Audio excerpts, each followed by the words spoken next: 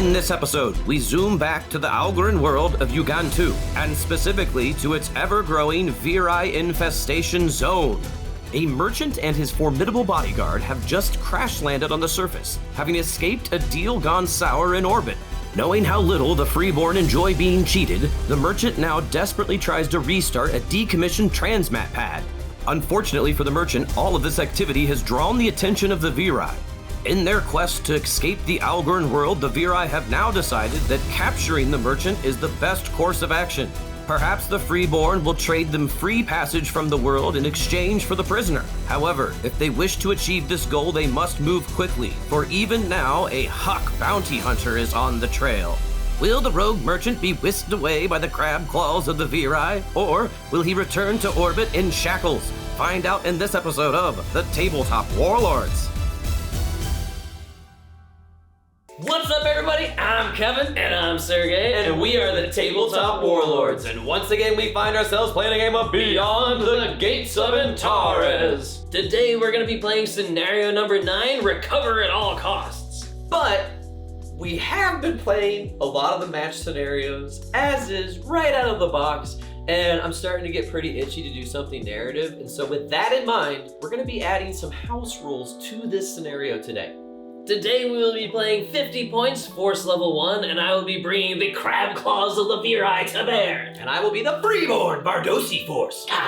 But before we explain the weirdness of this scenario and show you the armies and battlefield we have prepared for you today, make sure to help support this channel in the easiest way possible by liking the video, subscribing to the channel, making sure you have notifications enabled so you can see when new content comes out, and most importantly, share this content with anybody else who might like it. If you want to support our channel and the content that we create in the best way possible, consider joining our Patreon community.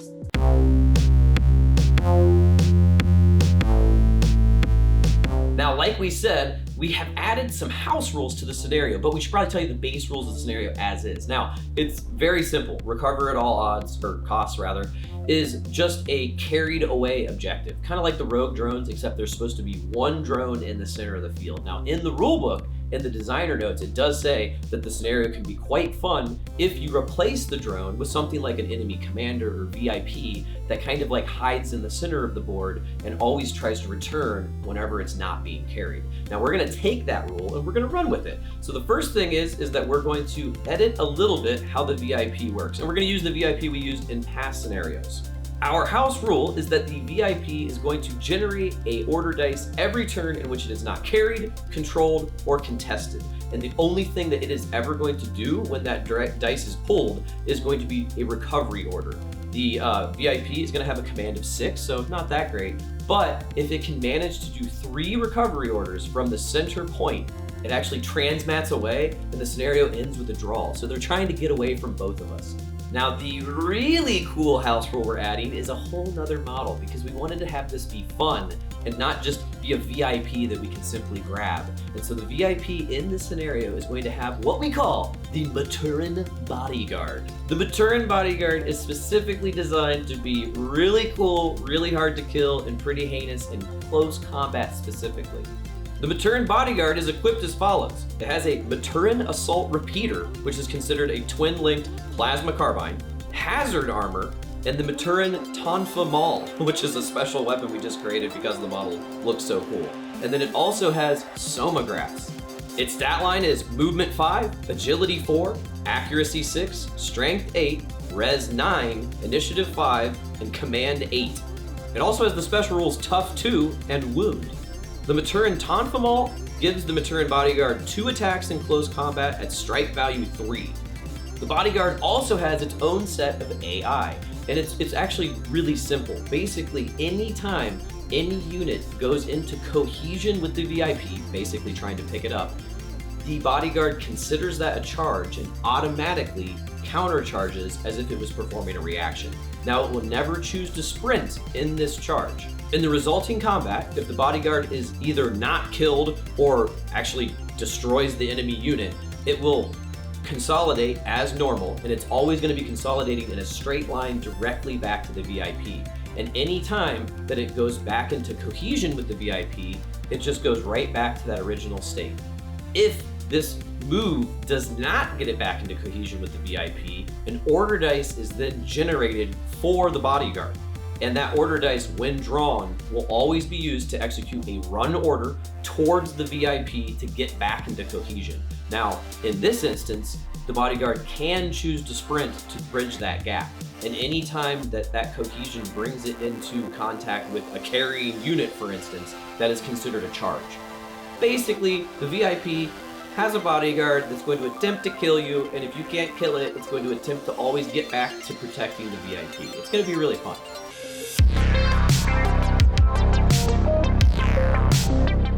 And here we have my Vardosi scouting force. As in all scouting forces, we are at force level 1 with 50 points to work with.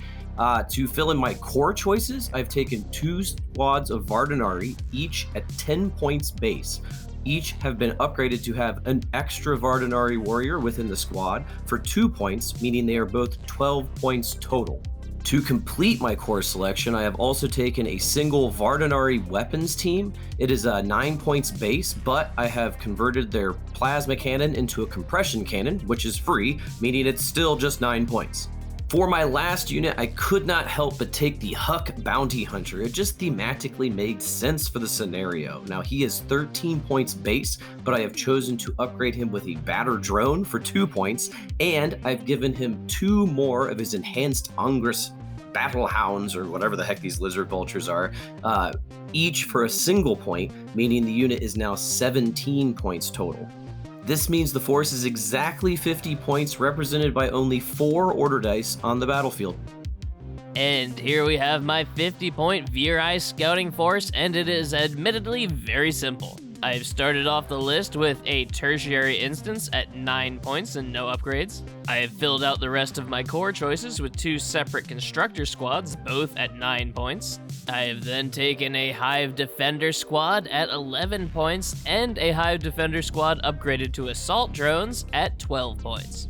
Every Virai list gets a free instance of Well Prepared, and my tertiary instance grants me an instance of Hive Summons. This entire list is 50 points, and it is represented by 5 order dice, going up to 6 with my reprogram die. And here we have our incredibly, for no reason really, epic battlefields today. We have gone real ham, and I'm all about it. The reason why I'm saying it's not worth a whole lot is because the center of the field is obviously the focus in this scenario, and you will see we have our objective, the VIP, as well as his Maturin bodyguard, which looks super cool if I do say so myself. The center point is the transmat that he's trying to escape from, and it's actually not going to count for anything. And then really most of this stuff is not going to count for much. Because we're really going to be running up and down the center, so we decided to kind of fill out the sides. Now, what will count for stuff is the forest on either side is going to be difficult, plus 2 res, 6 inches obscuring, and then these weird little shielded zones among the pathway with the cargo barrels is going to be the same thing. So difficult when you're moving around just that enclosed little piece, and then plus 2 res and obscuring 6 inches. And then the only other thing that we decided to have on as far as area terrain is a bit of scrubland on either side's deployment. So difficult, plus 1 res, obscuring 8 inches if I'm not mistaken. Now, the buildings and everything on the side, we'll have them block line of sight, and you can crawl on them, but like I said, there's a pretty much no chance that we're gonna be utilizing it, so, you know, just enjoy the view, I guess. But either way, there's no deployment on the battlefield initially. We are actually moving in with half the force on turn 1, and the rest comes in on turn 2. Let's get these order dice in the bag.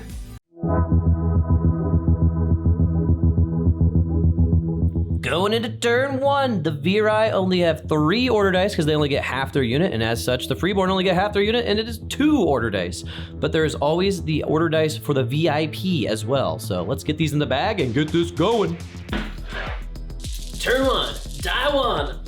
Yow! What color am I? You're the red. It's me! This scenario is all about speed, so I'm performing a regular run order with my tertiary instance, getting right up into this centerpiece of terrain. Freeborn. Sergey ain't lying. I'm doing a sprint check with my Huck because I'm getting in there as fast as humanly possible. Sprint check on agility 6, and I'm good. Ooh, the VIP. The VIP attempts to get off the battlefield and gets his first successful rally test. Evacuation sequence activated. Freeborn.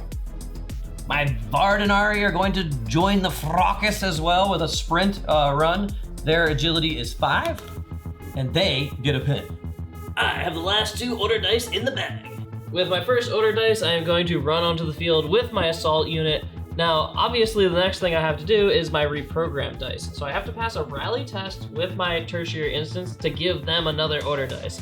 And it's leadership 8, and I pass. So they can now move again.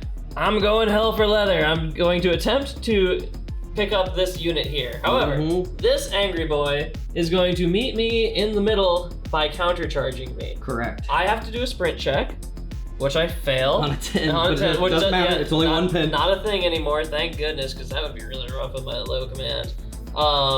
And we are now in a combat. So first off, you say it's going to be point blank shooting.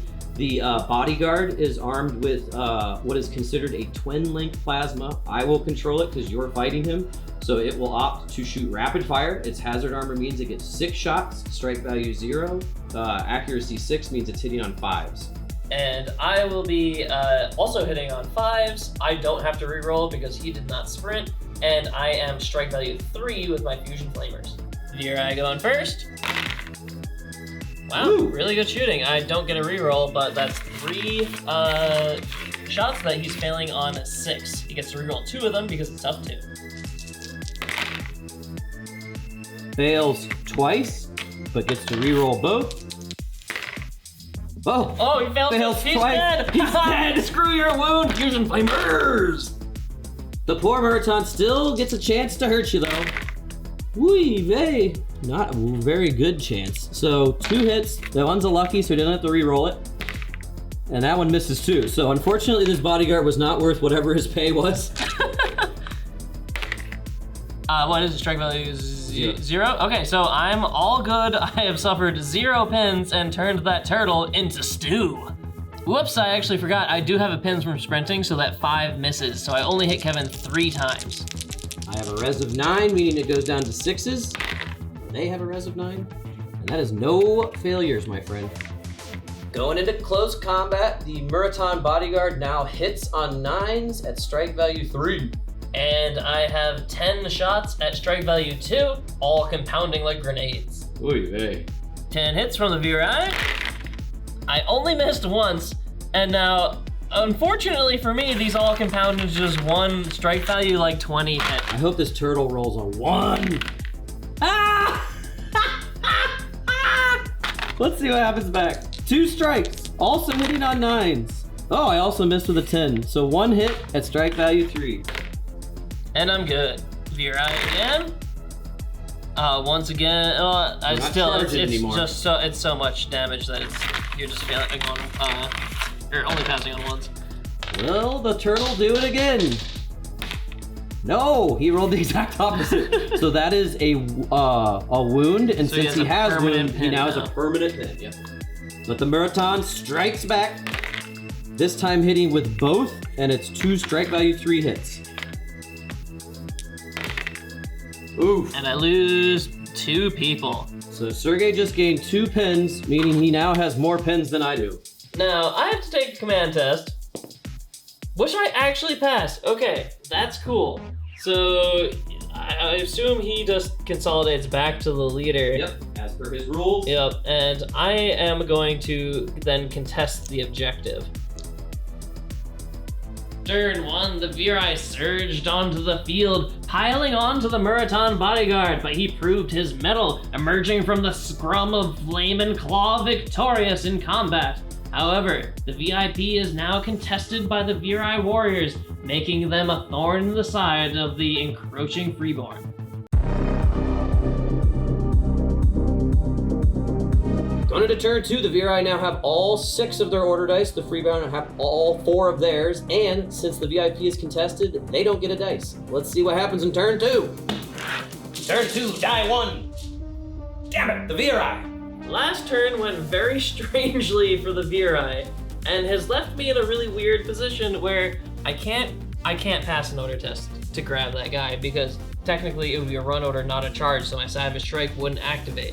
But there's a pin on these Vardanari over here, and I can Savage Strike towards them and potentially take an order dice out of the bag, losing a dice for me that is worthless. So I'm gonna try to do that. Yeah, and in layman's terms, Savage Strike allows you to pass a leadership test on anything but a 10. Exactly. As long as it's a run into a charge. And I'm good. Yeah. So I am going to sprint and charge. Do you still this lose unit here. a pin? I believe so, yeah. I need to do a sprint check, which I passed.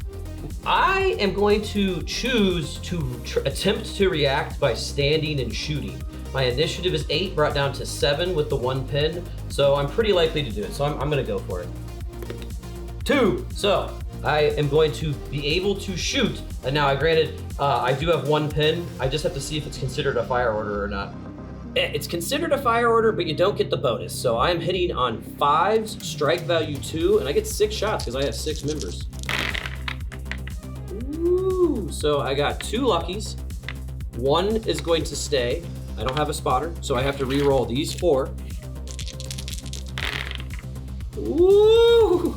So I hit 4 times, 1 of which is a lucky. So, I mean, I guess it doesn't really matter because he has 3 guys. I get to stack it, so it's going to be, he doesn't have a leader. Failing on 60s and lower. That's 1 guy dead. Opposite. Yeah. And the other 2 guys. Oh, I only have one guy left. Oh my god. Well, that worked out. Only one of my guys is allowed to shoot here, and he misses. I now have to take a command test, and I'm actually good, so we will go into close combat. Things are not going well for this Virai squad. I only have 1 guy left, but he does have some claws to do some ripping. We'll see how this goes. Now I have a full 6-man squad of Vardanari, and they are all armed with plasma grenades, hitting on 5s, and I'm just gonna choose that and hopefully blow this guy right out of the water. 2 hits? Hey, 2 hits, all right, sweet. Maybe I'll kill 2 guys. I shall take it on my leader and then a normal dude. Now I am at normally res 6, but I have a hyperlight booster bringing me up to 7, and then I have impact cloaks which bring me up to 8 in close combat. So I'm failing on anything but a 6 or lower. So my leader fails. Oof, so my leader is dead, but the normal guy survives. Now it's my Vardanari's turn to spill the oil of the Virai. Ooh, so I'm hitting on 5s, so yeah, dang. So so 5 come out. So that's a strike value 10 shot. I am obviously dead. Oh boy. Okay, well, I killed his leader. I feel as if maybe this is some comeuppance for me making fun of the Vardanari in version 1 so much, but you know what? I'll take that dead leader. Virai! Now, I am going to try to come onto the field with another unit, but it's turn 2, so I need to test. I'm gonna try to come on with my defenders. They only have 7. Okay, I'm good. That's sweet. Now, don't the Virai get that sweet army option that gets to reroll though? Yes, they did. I turned around because I thought we were done filming. I'm talking about the game still, don't mind me. This is literally the exact same position as before. I'm just using defenders now rather than assaults. So they have less armor and don't have Savage Strike. Ah, Freeborn. Okay, I have to take this advantage because now I'm the close one and he's gonna be able to grab it otherwise. So I think I'm gonna use the Huck to do a normal run to the objective, which means this dude with now 2 pins is going to countercharge me.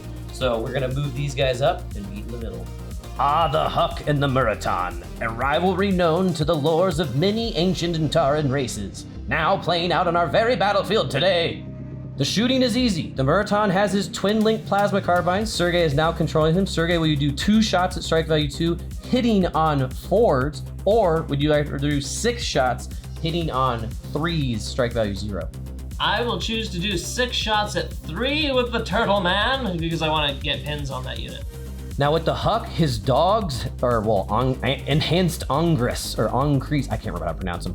Either way, he's the only one that's shooting. I'm gonna use his customized mag gun, which gives him +1 accuracy, so he's gonna have 1 shot, hitting on 7s. 1 shot.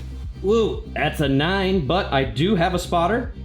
And I hit with a lucky, which doesn't matter. So the res is 9, brought down to 8 for the Muraton bodyguard.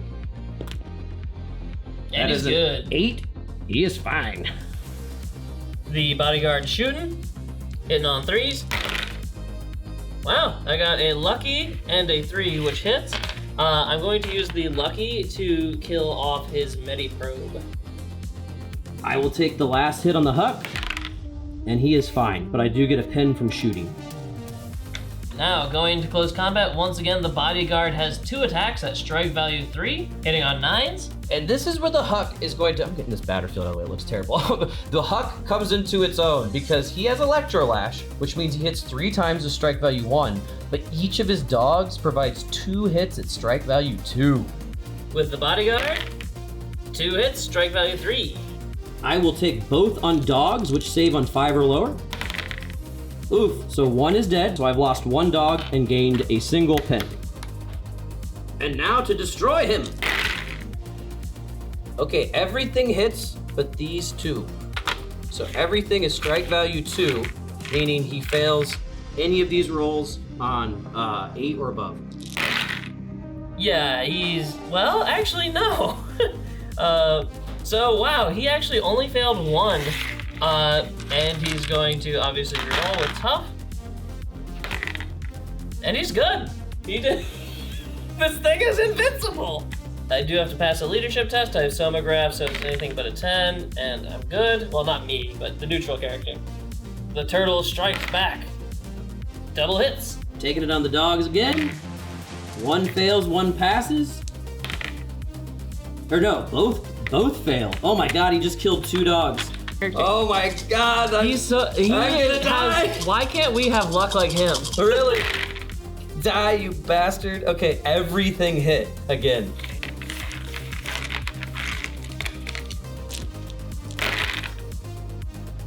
This is cocked. I think I killed him. Yeah, I definitely. What? No, because he doesn't This fail on that one. damages him. This damages him. No, this doesn't because it's strike value 2. Yeah. And Oh, yeah, he's 9, right. yeah, Yeah. sorry. So he is. Well, is he tough 2 or anything?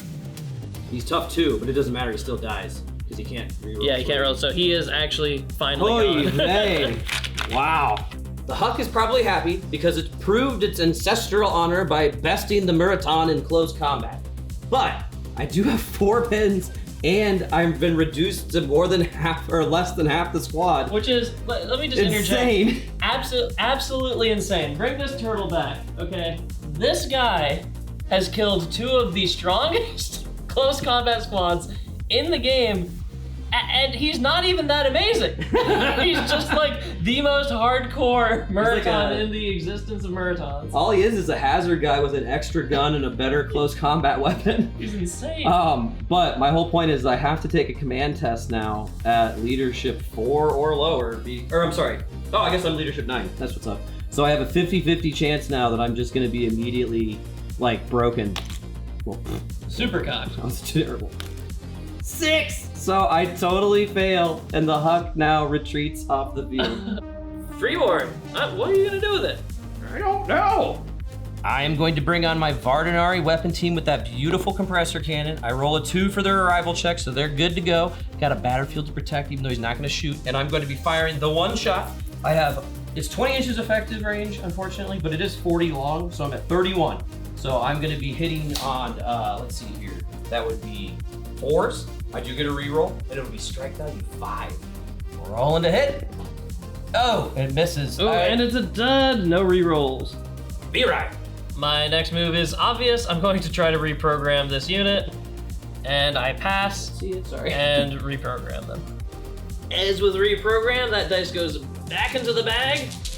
And I mean, it's likely going to be me anyway, because I have 4 and he has 1, but You never know. yep, it's me.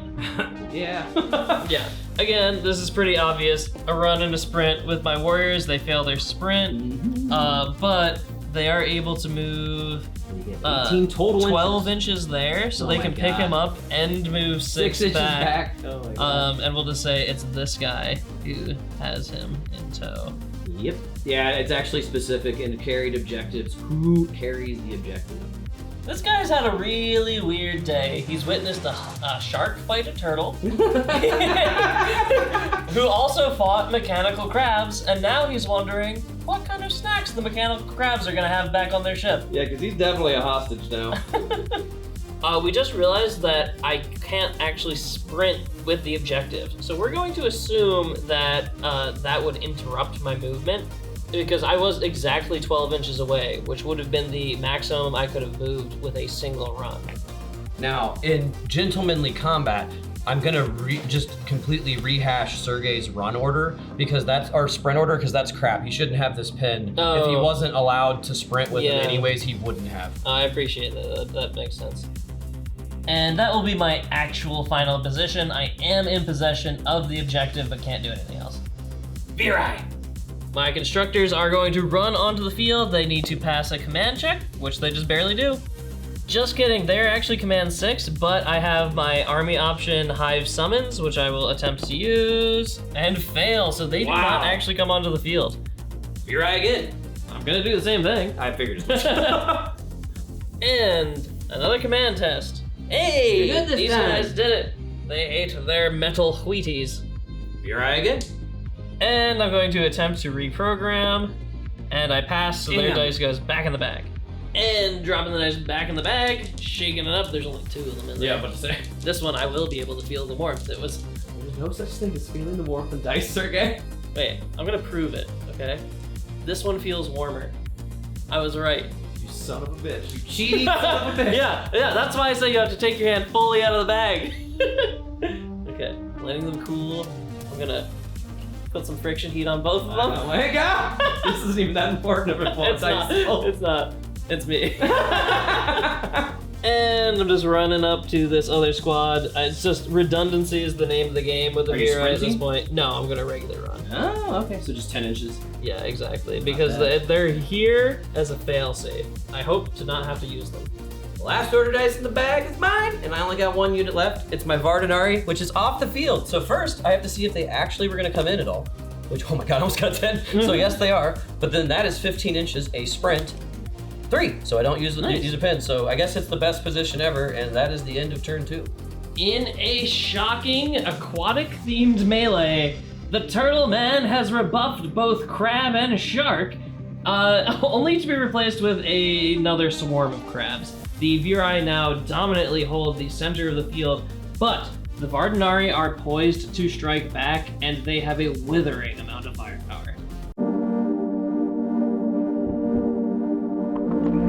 Going into turn 3, the Virai still have 5, and the Freeborn are down to 3. Turn 3, that's 1. Wait a minute, hold up. Something's different about you. Could it be my TTW swag? Find it in the description below. Maybe get a hoodie. Unless you're too scared to look this good. Virai! Obviously, my defenders are going to run away with the objective, just hustling butt as far as they can over to here. Yep. He is still within 10 inches of his tertiary. Yes.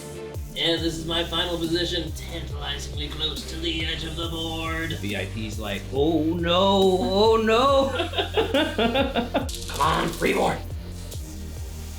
Virai. My VIP is not going to be able to get off the table this turn, so I have to sort of think a little bit about longevity. So what I'm going to do is I'm going to advance with this unit here and form a wall of bronze crab bodies. Oh my god. We're ready for bodybuilder competitions. We've got our bronzer on. And I will shoot. That was such a weird joke. We're gonna shoot into this unit here. I am at a long range, so I'm at 4 today. Wow, really bad shooting, but hey, one hit, I'll take it. That's all that matters. So I am going to take it on a leader. It's strike value. Dead, right? Oh yeah, the leader's dead. So it's strike value 1, meaning I save on, let's see here, I have 6s up to 7s because of that HL booster. So I'm good, but I do get a 3rd pin. Revenge! I'm gonna attempt a fire order. Their leadership is 8, which means I have a 5 or better, I'm good. I lose 1 pin. Oof. And so that means their accuracy is 6. I'm obviously shooting at the constructors. Accuracy 6, brought down to 4, brought back up to 5. Yeah! Ooh! Oh my god. 5 hit. And okay, so I did get luckies. Oh. That doesn't really What's matter. their res? Their res is 6. I mean, it's better to spread Yeah, them out. I'm gonna spread them out to 5 people. I don't have a leader, so the blue is irrelevant. Dead. So that's 3 dead. What's the rest? 6. Oh, okay. I do get 1 reroll because of Repair Swarm, and it doesn't matter. So I've lost 3 dudes and garnered Let's take a 1 break hit. test because I've killed half your unit. And I'm good. Damn you! So I'm going to take away this guy, and I think That makes sense. this one, because that might prevent your mag cannon from seeing me. I don't know, in the narrow band. Nothing that- can save them Yeah. now. Come on, Freeborn! Ha ha ha! Yes! Freeborn it is! My Vardanar unit is going to advance along, moving aside of the constructors and fire everything they got into that departing unit of defenders, That makes a lot of sense. which is effective range. The Vardanari's natural accuracy is 6s, so let's see. Ooh, I hit every single time. No luckies, but I hit every time. I only have 5 people, so one of my guys is taking 2 shots. He is good. Good. Okay, Yeah, you at save on least 5s, one by the person way. will survive. The rest of them are all taking 1. Ooh. Dead. So that's actually that's not bad. That's only 2 death. I do get a reroll for the Repair Swarm, and it doesn't matter. And the Repair Swarm's really not doing great. But I get a pin and lose 2 dudes. But that's okay. Now, it's really important to note that it's very specific who has the VIP. And we didn't specify it when I was rolling my res tests. Now, I obviously wouldn't have taken it on a guy who had 2 shots on him, so there's a 1/4 chance that the guy holding the VIP is the one who died. So, on a 1, the VIP is free. And it's not, so the VIP is fine. Okay, I've almost stopped him, but I don't know if I'm gonna win. Oh, Freeborn again. The last thing for me to do is advance, just because I want to get into a little bit of better position, and that +1 to accuracy is not that big of a deal. Advancing, and I'm going to be firing my compressor cannon into the constructors because they are currently blocking my line of sight, and they are just without effective. So I'm once again hitting on 4s. Huh. And I hit. So, Sergey, you must pass a 1 or a 2 because it's a strike value 5 hit. Yeah, damn it. Repair Reroll. Swarm. Yeah, damn it. He's dead. So now you must take a command test with 2 pins. Yeah! Oh no, man, I'm gone. Never mind, I'm within 8 inches or 10 inches of my tertiary instance, so my command is 8, and I'm fine. My line of cover is no longer very helpful, but now if he's shooting me from just here, actually, you can't do a firing order. It's gonna be that way no matter what, really. Alright, oh well. Yeah! I have the last 3 order dice in the bag. For my first dice, as is tradition, I'm going to attempt to reprogram this unit here. I need, roll a 1.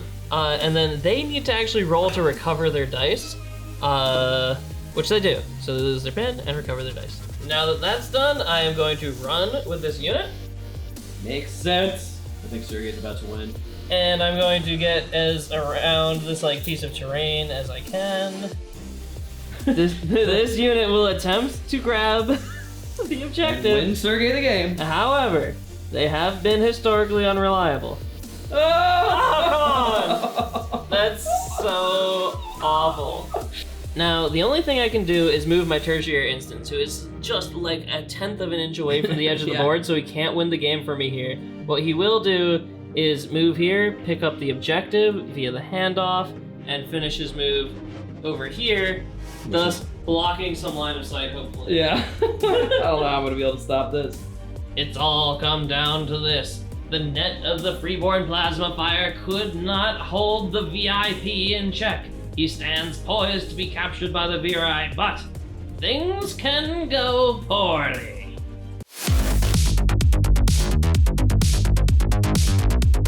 Unfortunately, the Freeborn were just not able to take another order dice out of the bag, so it's still 5 for the Virai, 3 for the Freeborn.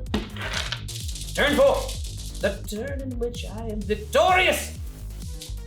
The Freeborn! Oh! My Vardanari have advanced to the side. This is giving them not a clear line of sight because I have to shoot through this, but I can see through it. I'm just gonna be at -2. And it puts me at effective range. So it's gonna be the best I can do, which is 4s to hit with 6 shots. Come on, Vardanari! Oof. Well, not terrible. I got 2 hits. I don't get any rerolls, but one of them was a lucky. So I am gonna compound 2 shots on the same person. I lied. Just take one on 2 different guys. I want to kill 2 people. Woo! Oh, and you do. But you get a reroll. No, you kill 1 person. Now you must take a break test because you're at half models. And I'm good. Damn you. Now, this guy is dead, but that is not that big of a deal for me. Doesn't matter. I still can win. I can still win because I can taste that sweet, sweet. And I lost. Just like that. Well, it was a good game, Sergey.